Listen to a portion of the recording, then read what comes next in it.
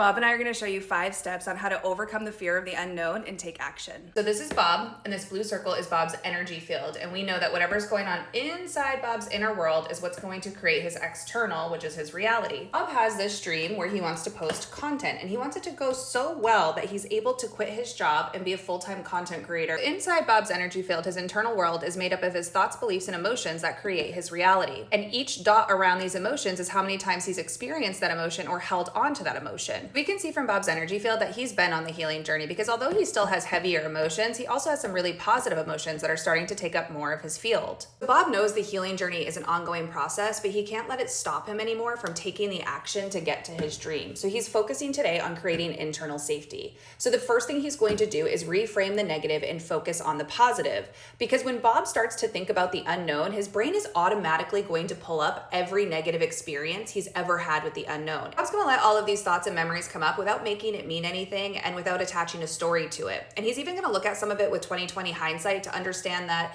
when something didn't work out, it was actually for his highest benefit, even if he couldn't see it at the time. He actually learned really important, valuable lessons or got to heal a part of himself that wouldn't have happened otherwise. Bob is going to focus on and make a list of all the positives because there's so many times he entered into the unknown and it worked out in his favor. The second thing Bob's going to do is walk through his worst case scenario because he does know that simply by looking at it, he already starts to dissolve its power. And then he also realizes how capable he is to deal with anything that might come up. Bob's going to walk through his worst case scenario. He's posting content, he's quit his job, and it doesn't work out. So now Bob is out of money. What does that mean? I'm going to journal out in detail his worst case scenario and exactly how he would respond to it if it was happening right now. And again, he doesn't want this to happen, and we're not discounting that it would absolutely suck if it did happen. However, just by knowing what that worst case scenario is and walking through it, it starts to dissolve the power it has. When the fear arises, Bob's going to focus on positive beliefs and emotions. So when the fear comes up and it starts telling him this isn't safe, he's going to immediately go into affirmation statements. When I post content, everyone wants to see it. When I bet on myself or I take risks, I'm always abundantly rewarded. As he continues to do this, it reprograms his subconscious mind. These become his new beliefs, which dictate his outer reality. Next, Bob's going to create a daily practice to regulate his nervous system because he knows the fear isn't going to go away and he needs to find a way to regulate himself and be more comfortable holding the fear and walking forward anyways. He's going to choose to trust that good things happen because yes, he does have a past that tells him bad things happen,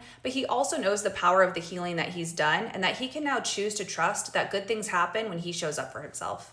Bob is going to celebrate every action he takes, even if he doesn't receive the validation he wants externally, because it recalibrates, retrains the nervous system and the subconscious to feel safe in the unknown. And finally, Bob knows he can do hard things. Everything he has been through has prepared him for this moment. The hard part of life is over, and now he gets to show up for himself, and he has everything he needs to do it.